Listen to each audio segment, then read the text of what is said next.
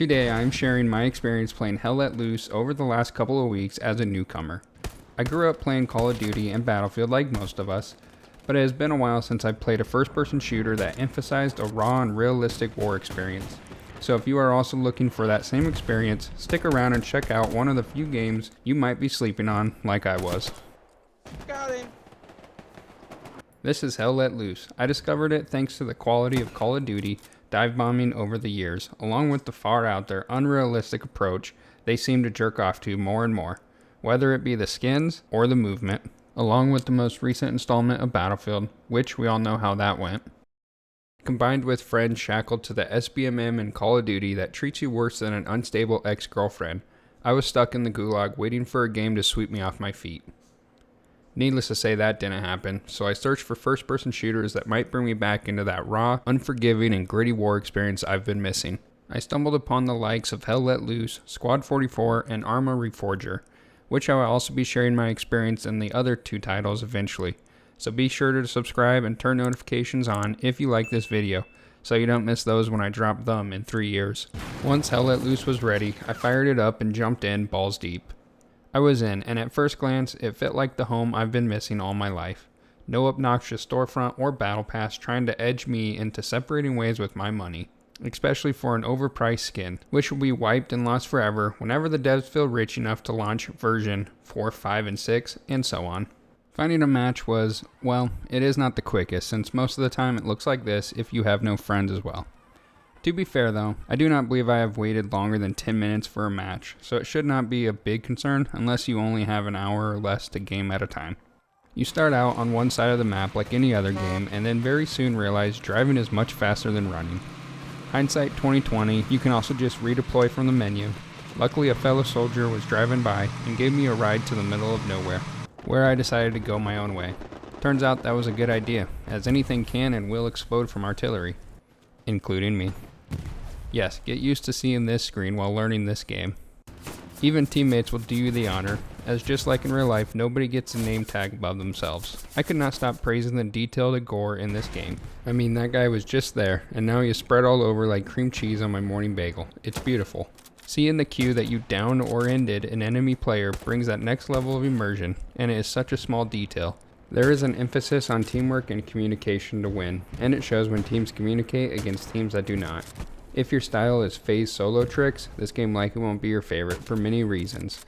I don't say that to discourage anyone from trying this game, because the gameplay is very good and worth trying out, but like the game design, you have to be realistic while playing.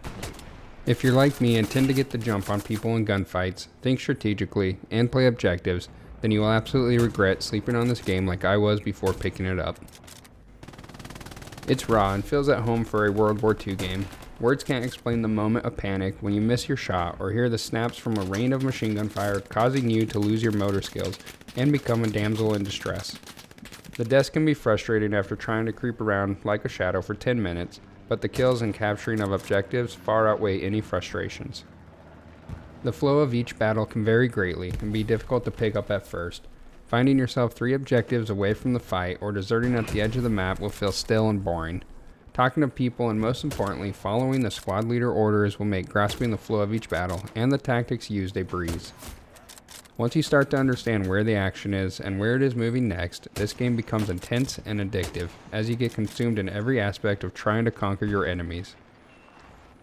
The sporadic fighting happening all around an objective between multiple squads is a welcome treat that at any moment you can get caught up in. It surprises me to not see these milsim first-person shooter games as popular, if not more popular, than the arcade-style games in the first-person shooter genre. The commitment to realism and grittiness of war are the roots and reason the genre is so popular today. At least from my perspective, as a millennial growing up through the 2000s, when Call of Duty and Battlefield competed at the top as military might and war games. Even sci-fi style shooters attempted to stay true to life with things like weaponry ballistics. Hell Let Loose feels good even when getting steamrolled. The match can be won with one incredible flank rotation by a squad or two.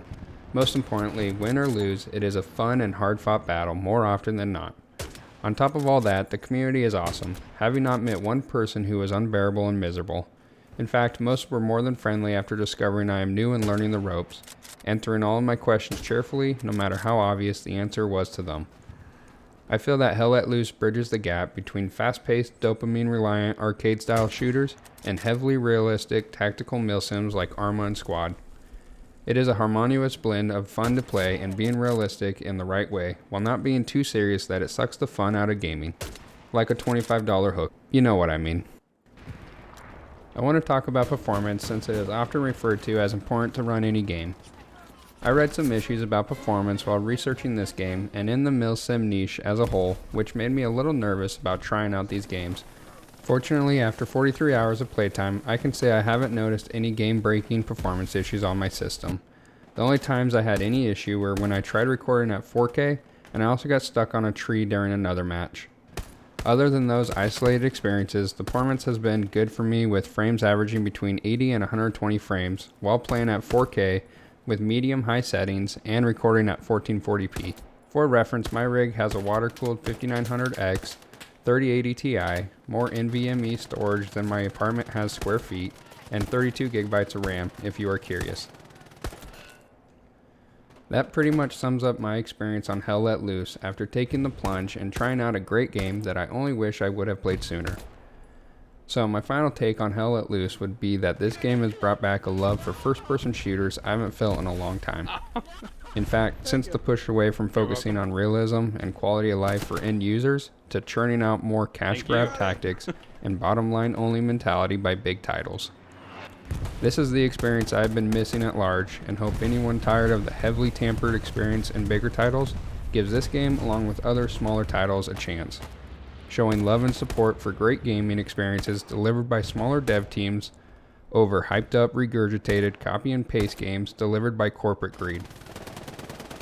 I hope you enjoyed this video and would like to hear what you think about any games mentioned during the video in the comments below.